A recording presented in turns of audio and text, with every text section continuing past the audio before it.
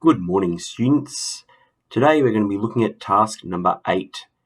Task 8 is the one with the columns. So we're going to be looking at using maybe a rectangle tool and extruding that up for the first plate, creating a new extrusion on top of that surface to create the columns here, and then using the pattern tool to pattern those columns to the left and to the right. Let's have a look at how we might get started. Choosing the metric template in Autodesk Inventor Professional 2021, choose the standard part file in millimeters and click create.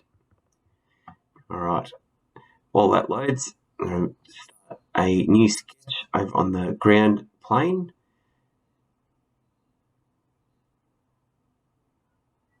I'm going to start sketch at the top here and on this work plane here.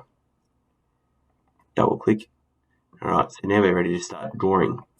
So we're going to draw with the rectangle tool over here.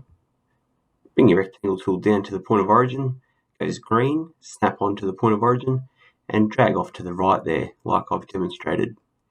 Scroll your mouse wheel out, and we're going to put some dimensions on here. There aren't any dimensions on the assessment sheet there, so it's going to make them up. So we'll say that the width of the rectangle is 5 meters. So of course in millimeters, 5,000, and enter. And then the width, the length I should say, we can get that, make that 10,000. So that's 5 meters by 10 meters, just making this up. Go finish sketch, it's a big rectangle. You triple click, that will bring the drawing to the full isometric view on your page. Triple click your mouse scrolly wheel and that will zoom that in. So if you ever get lost, good tip to remember, triple click your mouse scrolly wheel and that just repositions it. Alternatively, you can just click on the little home on your cuboid here and that will do the same thing for you. Alright, so now we're going to extrude the base up. The default's 10 mil. We'll make that a bit bigger. We'll go to 100 millimeters and go OK. So there is our floor. Right, so I'm just going to change this part 1 and I'm going to type in here floor.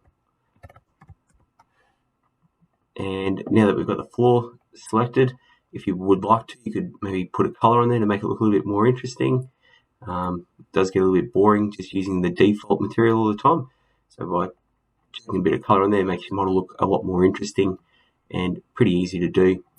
Okay, so the next thing we're going to do is put a column on this surface. So you need to firstly select the top surface, right click on that surface and choose new sketch. All right, that tells the program that we're going to be drawing a new feature on that surface. We're going to use the circle tool. All right, so just hover over that and give you a bit of a preview. We're going to draw a circle just in from the corner. Doesn't matter for this exercise where you draw it, and just drop it right about there. You could make it 800. Just making this up. A little circle roughly there. 800. Finish sketch. Okay. I want to extrude it first. You could use this rectangular pattern tool now and duplicate the circle across, but I'm going to make the cylinder or the column first and then pattern the actual 3D column just for ease. So we'll use the extrude tool and we'll bring that up to a height of 3,000. So it's going to be 3 meters up. Looks a bit short. If we look at the diagram in the assignment, maybe double that, try 6,000. It doesn't really matter as long as you get a similar end result. Alright, enter. There's one column. So from here, we've got the column, that's extrusion number 2. I might just rename that one and call that column. And I'm going to pattern that column using this tool up here. Right, the rectangular pattern tool. And I think you've used this before. You click on what the feature is. So here's the feature, it will be column. And you want a direction. So I want to extrude that, or pattern that, sorry, along this edge. So you might have to zoom in a little bit. And the arrow 99% of the time goes the wrong way. I'm going to flip that around, and we want 3 instances of the column, and spacing will go about, we'll try 250, maybe 700. Have a look. Way too small. 1250. Still small.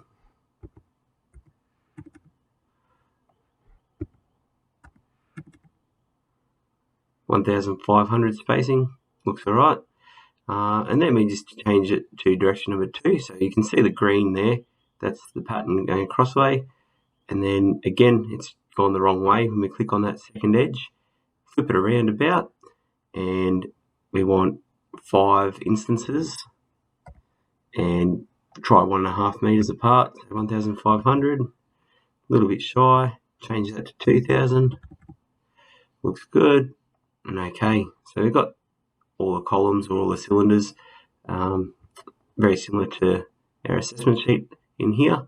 And we of course need to put a plate on the top there, a rectangle plate.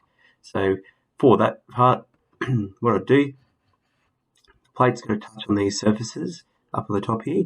So we'd actually click on this, right click on that surface, and say we're going to do a new sketch. So now the program knows we're going to draw on that top surface. If I double click my mouse scrolly wheel, that goes and gets the whole shape on the screen. From here, I'm going to use the rectangle tool, and you can hover over this corner, and you can actually click from that corner to this corner. It goes green, and you can see the measurements line up as 5 meters by 10 meters.